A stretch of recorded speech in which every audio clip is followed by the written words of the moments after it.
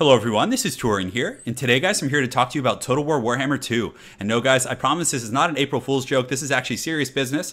Earlier in the month, Creative Assembly invited myself as well as a handful of other Total War Warhammer YouTubers down to Los Angeles where they actually showed us some campaign footage, they showed us some quest battles, they gave us a chance to talk to the developers. It was an awesome experience guys, so again, big thanks to Creative Assembly for the invite. I was just shocked. It was so much fun guys. There's so much good stuff to share. In this video, I'm going to go into as much as I'm allowed to talk about. So over here, firstly, let us begin with the multiplayer changes. So in multiplayer, guys, free-for-all is officially here and is confirmed. So this is something I'm most excited about as a channel that focuses very, very heavily on multiplayer. This is going to be a great time. So some of the kind of characteristics of the free-for-all. You guys are probably wondering, like, well, the dwarves are just going to sit in the corner of the map and camp with cannons and iron breakers. It's just going to be miserable.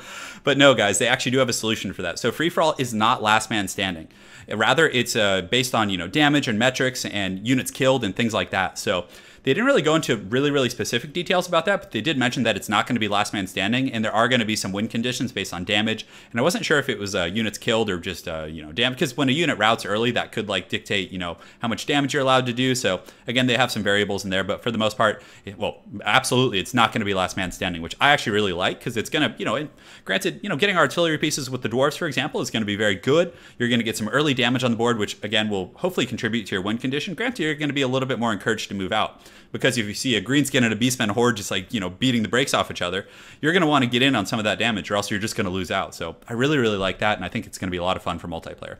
Something else about the free-for-all battles, it's quick battle and multiplayer only. So you can't do free-for-all against AI. So when you go on to a multiplayer game, free-for-all is going to be another game type you can do, which I think is good. I mean, the AI would be, granted, I would like to see it maybe in custom battles, and perhaps it is. Maybe I just misunderstood them, but I think it's a multiplayer game type only, which is definitely fine with me. So something else that's really nice about the multiplayer free-for-alls is that they have smaller, custom-designed maps just for free-for-all. So we're going to see a handful of maps. They didn't specify how many they're going to have on launch, or maybe I just didn't ask that, so that was my failing. But regardless, they're going to be small maps. So they're basically not going to quite be like an arena where they just put you in a pit, but they'll be much closer than kind of the large, grand, quick battle maps that we see right now. Because as you guys have experienced in multiplayer, like if you have like, mobile cav, you can seriously just run laps for, just an eternity. So they're trying to dissuade people from doing that by having smaller maps.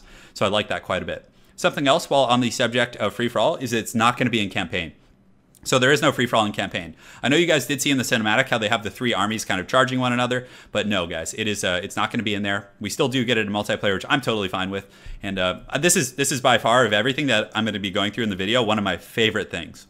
So something else that pertains to multiplayer play is the co-op campaign. So this is going to be just awesome. I'm really excited to actually try this out with my buddy Italian Spartacus, is that in co-op campaigns, you can actually play the same race now. So for example, if someone wants to play the Lizardman, one of you can play kroq-gar, and one of you can then play the Mazda, the toilet seat lord, whatever you guys want to call him, Mazda Mundi.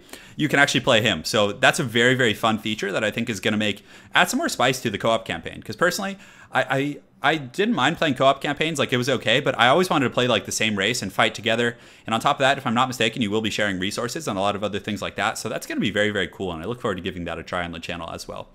Something else, they did make some changes to the head-to-head campaign.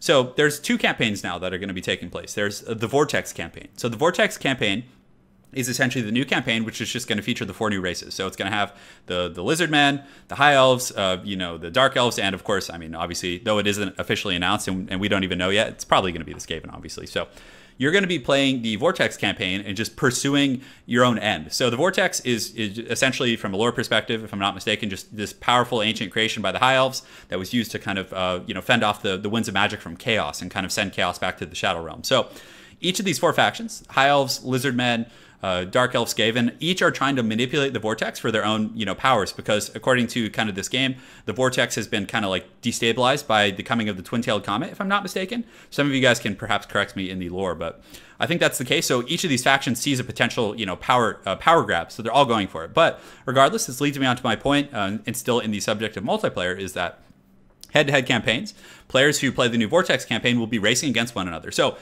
in traditional head-to-head, like Italian Spartacus and I are doing, when you fight one another, it's like whoever captures 60, cities wins. It's kind of like, it's fun and all, but it doesn't, like, we don't find ourselves finishing the campaigns. Rather, we just kind of try and kill each other because it's a little bit more fun, and kind of the 60, just raise or capture is a little bit monotonous. But now in the head-to-head for the Vortex, each of you is going to be racing to actually like reach the pinnacle of the Vortex and use it to your own ends, which is awesome. It gives you like kind of this rat race vibe where you get to like you just chase this one like big epic objective, which I'm really, really excited for. So I think that's quite a bit of fun.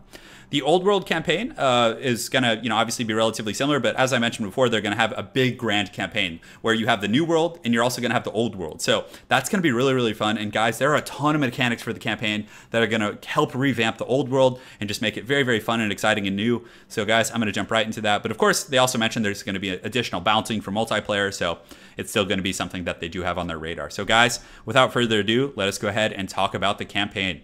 So as I mentioned before, the new kind of focal point of the campaign is going to be the Vortex campaign. So this is going to be the 4 new factions, all pursuing the Vortex for their own means, whether it be for good or evil. The intent of why each faction is pursuing the Vortex, granted, we have only really gotten insight on the High Elves and the Lizardmen as far as this experience goes. It's a little bit unknown, so we didn't get into that, but again, we still know that all of the factions are pursuing this big grand goal. So each faction seeks to manipulate the Vortex for varying purposes, and how they do this is each faction is going to have a series of different rituals they must complete. So the Lizardmen are going to have some rituals, the High Elves will have their respective rituals, and once you reach those rituals, it essentially gives you access or kind of helps you to reach the pinnacle of the campaign and win, which is very, very cool. As also mentioned, they're going to have a new grand campaign, which is going to be truly grand. So shortly after the release, they're going to combine the Old World and the New World. So this means you're actually going to have to sail between the 2 continents, which is just awesome. So there's some new things going on with like naval stuff, because it's actually quite a bit of a distance. So naval battles are still auto-resolve. So if you have 2 armies fighting at sea, it's going to be a bit of an it will be an auto-resolve. But on top of that, guys, there's actually going to be storms. There's going to be coral reefs. There's going to be, all kinds of like just environmental elements out in the ocean that can actually sink your fleets. So if you have like a colonial group of Empire troops sailing over to the New World, they could just die in a storm, which would be pretty great. So I think that's going to be really fun for head-to-head campaigns. If one of you is playing the Empire and someone else is playing like the Skaven or Lizardmen, for example, if you're sailing across the fight, you're all happy and excited, and then your whole army just gets tanked by a storm. I think that's going to be pretty great. Something else they did is that when you look at the campaign map, you guys have probably tried to like zoom out and get the maximum distance. Now you can zoom out much farther because again, the map's going to be huge in this grand campaign. So they actually made it so you can zoom out farther and get more of a tactical view over the campaign map, which is cool. So guys, these next few changes I'm going to talk about, I'm so excited for. So in the New World, so let's say you're playing the Vortex campaign, you're playing the Lizardmen, you're playing the High Elves, Wood Elves, whatever, not Wood Elves, excuse me, the High Elves or the Dark Elves. There's going to be Old World factions there that have sent like colonial, kind of a very, colonial armies over there to kind of settle in the New World and explore. So guys, we have confirmed the Vampire Coast is going to be a pretty sizable faction over there. On top of that, we're also going to have Estalian Conquistadors, which are going to be like, Spaniard-themed units that are coming over to kind of conquer the New World. Very thematic, especially when you look at kind of the lore influences of the Lizardmen. So that's going to be fun. There's going to be Bretonnian colonies. There's going to be Empire colonies. There's going to be a bunch of other ones, which is going to be very exciting. So hopefully someday we can see some of these factions like the Vampire Coast and the Estalian Conquistadors be made into like playable factions for multiplayer. I think that would be super fun. So guys, that is going to be awesome. I'm really, really excited to see all of those guys. So there's going to be essentially these very thematic colonial folks coming and settling on the coast and having to fight the natives, which is very thematic, very, very cool. And guys, this is probably, this next one, my favorite thing that I heard in the entire presentation. Creative Assembly is introducing rogue armies, thematic rogue armies. So what that means is, you guys have probably seen rebel armies and dealt with those in the campaign. But now there's going to be armies that randomly spawn across both the new and the old world. So if you're playing, the Empire, there's going to be rogue armies, which are essentially mercenary armies. They're not rebels, so there's not necessarily a condition that triggers them like a rebellion, but they just appear, they start small, and they grow larger. But what's really cool about them, guys, is they have themes. And one of the ones that they did kind of talk to us about is the Beastmaster army. So we're actually going to come across Goblin.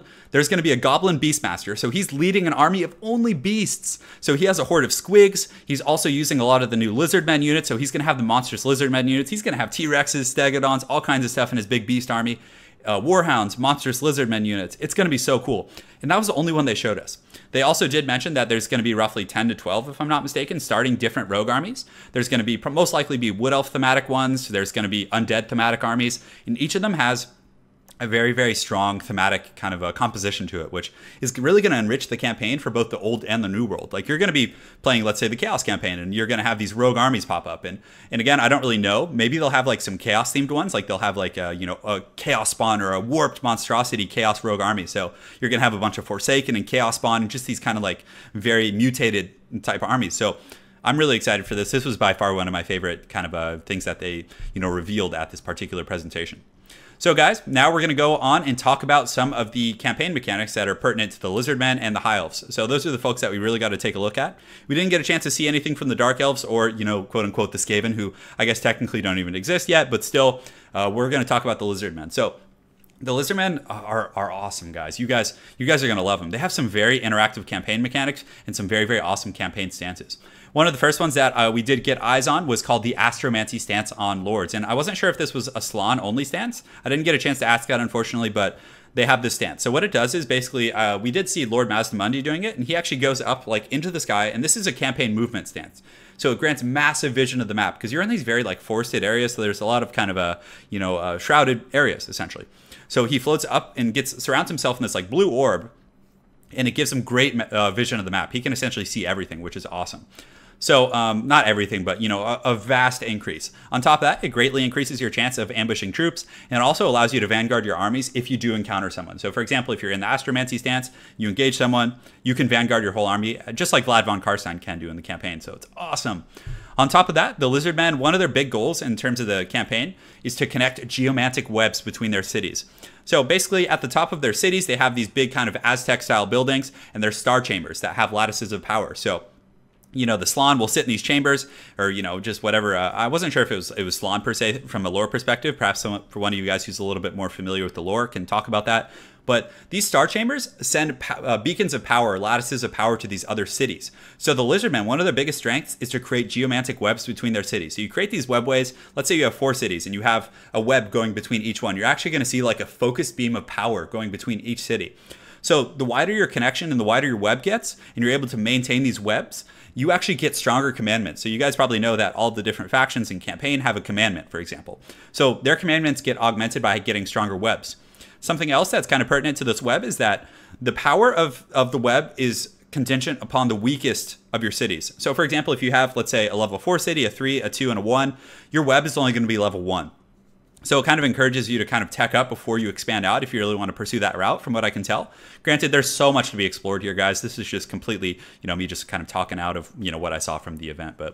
But it's very, very cool. So one of the strategies they mentioned for beating the Lizardmen is this: if you allow them to create their webs, their commandments get out of control, apparently. But if you're able to break their webs and take out a city in the middle and disrupt, their whole web, so you can really kind of crack parts of the spider web and weaken them. So I think that's a really cool interactive campaign mechanic that I think is going to be really fun to play with and against.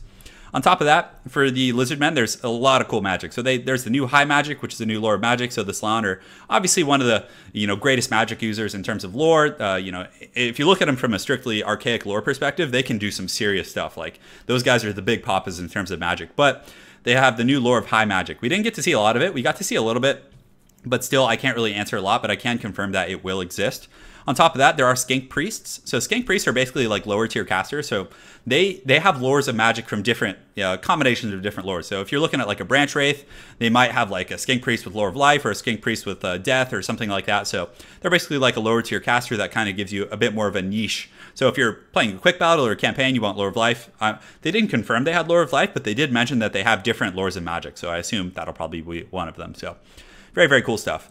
So another one of the cool mechanics is the Rampage mechanic. So Lizardmen units enter into a Rampage once a certain threshold of damage. I believe it's damage is taken, or leadership, if I'm not mistaken. I can't recall off the top of my head, but still they become uncontrollable. And granted, Creative Assembly already did announce this and kind of went over this a little bit. So this isn't anything game breaking as far as what I can reveal to you guys, but it's very, very cool nonetheless. And it's so much fun. We actually got to play a quest battle, which I'm not allowed to share with you guys yet, but later in the month we'll be able to kind of show that off. But it is so cool, guys. Like the Rampage, when you just see like a giant like beast just rampaging and just chasing down all these like fleeing wood elves, it's so cool. But basically how it works from a very tactical standpoint is they attack the nearest unit. So it will give your opponent some counterplay. So they can, like, let's say they have like some Goblin Wolf Riders and there's a rampaging, you know, monstrous Lizardmen unit chasing them. You can you can use them as a herder. So you can literally run to the edge of the map and pull this very expensive beast out of the battle. So there's going to be some really advanced multiplayer tactics for that, and I'm really excited to see that in action. But Rampage is quite good, and if I'm not mistaken, it does also make your troops unbreakable. So when something is rampaging, it's pretty much unbreakable. So a little bit of give and take there, but it's very, very neat. So guys, that's pretty much a breakdown of the Lizardmen. You have the Astromancy stance, you have the Geomantic webs, you have very cool Lords of Magic. You know, the web thing is definitely one of the big highlights, but you also do have Rampage, which is quite cool. So some of the other faction, well, the other faction we got to see was the High Elves. So High Elves are pretty cool. As far as kind of their lore and all that kind of stuff, they, instead of like using the geomantic webs, they'll actually have a very, very heavy political influence and manipulation of other factions. So the High Elves have some features in which they can like force and manipulate other factions to go to war with one another, which is very, very cool. So I think that's going to be pretty funny for like head-to-head campaigns. So let's say, you know, Italian Spartacus and I were fighting.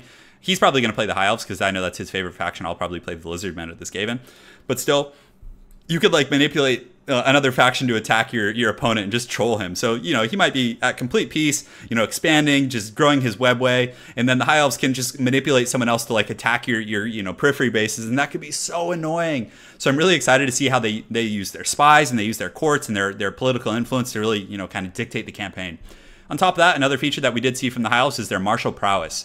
So pretty much all of their units have this. It's at least that I saw. We didn't get to see the complete roster, but still, their units have very high melee defense, and it also gives them charge resist. So what's cool is like a lot of their infantry, like the High Elves, they're kind of like similar to Eternal Guards from the Wood Elves in that they have very high leadership, very good defensive stats, but on top of that, they're very heavily armored, which is cool. So they're definitely going to be a very defensive faction, though they do have some very cool units that are aggressive, and they have very, very good missile units on top of all that. So I'm quite excited to see them in action, guys, but you know, hopefully that guy gives you a little bit of insight in that respect. So that's kind of all. We had much more of a focus on the Lizardmen. The entire event itself was Lizardmen focused. They actually had like tables set up with like plastic lizards on them, and they had like brush and kind of a, you know, kind of Amazonian music playing in the background, just forest sounds. It was very cool. But again, it was very focused on the Lizardmen, so hopefully you guys don't mind me talking only about those guys for now. Well, mostly about them. So some of the new other features that are a little bit miscellaneous and they don't necessarily pertain to a faction is they do have a new type of siege battle. And on top of having new siege battles, they have gone through great lengths to really fix the AI in siege battles. So they're going to be much better at fighting in streets. So when you're sieging a castle or what's called the new colossal gate battles or these fort battles, the AI are going to be really good at fighting, not really good, but better at fighting in the streets. So they'll man the walls better, they'll defend the gates better, they'll fight in the streets, they'll be a lot more tactical. So they made some pretty good changes in that respect. So the new battle is essentially like a colossal gate battle, which is essentially a harder siege battle. So if you guys have seen like some of the territories, I don't know if they revealed any of like the campaign map yet. Maybe they will by the time this comes out. But there's these giant like gates. For example, the entrance into the realm of the High Elves, there's a giant gate. So you have to go attack it. You're not allowed to use any siege equipment. It's an uphill battle. And it's just like a much harder siege battle. That's like basically like a giant wall. It's not necessarily like a keep. It's just a wall. So you fight for the wall. And then once you get past that wall, you can then go into the High Elves realm, which is very, very cool. So I'm excited to see this. Granted, we didn't get like too much insight into the colossal gate battles and kind of these big kind of choke point battles that they're adding into the campaign. But it's going to be quite cool. Like if you look at the Aztec architecture on like a lot of the Lizardmen stuff, seeing like these big like bridges that you're going to like very old, reminiscent of like Shogun when you had these like river battles that was only like a narrow river. They're going to have that kind of stuff as well. So, and earlier we also talked about naval updates. So there's 2 continents, so you're going to need to sail between the 2. Will still be auto-resolved, but there's going to be large storms at sea, which is going to be great. Can potentially kill or maim your armies that are sailing, which is going to be hilarious if that actually happens. So a few other miscellaneous things, and these are definitely of note. They added this really cool new feature, which I honestly think on top of the rogue armies is probably my second favorite, is the delving and treasure hunting. So guys, when you come upon the ruins of a city in both the old and the world new, you have an option. You can either settle it or you can delve for goodies. So that means you can literally take the dwarves and just go delving and probably run into a Balrog. It's going to be so cool. So basically you get to a city, you can decide to delve it. So if you delve it, your army that's standing there will start digging for magical items. And apparently you can find some very, very magical, powerful items in there. But guys, there's also a chance to delve too deeply and too greedily and punish your army. So it's a bit of a risky thing, but they didn't say like what you would encounter in the depths. But I assume there's going to be some like big monsters like demons that maybe come out, maybe some ancient chaos demon that was kind of trapped in the earth, perhaps some traps that you're going to run into that can spring and do damage to your army. I'm really, really excited for that. So delving and treasure hunting is going to be really fun and thematic. I can't wait to do it with the dwarves and just go at all these runes and just go digging for treasure. That's going to be super fun. So some other things, although this shouldn't just be some other thing. This is huge. The dragon breath. So guys, all dragons, forest dragons, chaos dragons, they all now have a breath attack, including the new high elf dragon. They all have breath attack. So that means when they're in the air, so let's say you're flying with a chaos dragon or a zombie dragon from the vampire counts, you actually have an activatable breath attack. So they'll shoot fire from the sky. So you can literally fly over with dragons and breathe fire and just roast units on the ground. It is so cool and something that I've been wanting for so long. So now you don't necessarily have to land them. It is on a bit of a cooldown as it is activatable, but still you can fly over and just roast things, which is so cool. And they're going to have unique kind of animations for each. The zombie dragon is going to have some sort of a putrid breath. The chaos dragon will probably have some sort of a warp breath, some sort of something from that, spectrum of the chaos world, which is awesome. So guys, that is a bit of a rundown on everything that I saw. I took like 7 or 8 pages of notes. I was trying my hardest to keep track of everything. There's probably some things I missed, but if you guys are looking for more details, I know that Indie Pride's going to be having a video. Pixelated Apollo was there. Party Elite's probably going to have an awesome video. I know he does some really, really good editing as well. So go check out their channels. I think with all of us there and all of the notes that we took, there's going to be a fairly comprehensive rundown on everything, which I think is so awesome. So some other last things before we close out. The old factions will most likely get, minor updates here and there. And of course, they may add in some of those Vampire Coast and other factions as playable at some point. So really looking forward to that. So hopefully you guys enjoyed this rundown. If you did, let me know in the comments below. And guys, we'll have more Total War Warhammer content coming for you in the next few weeks. Total War Warhammer 2 content coming in the next few weeks. So stay tuned. Really excited to share that all with you guys. And thanks again for watching. Have an excellent night and take care.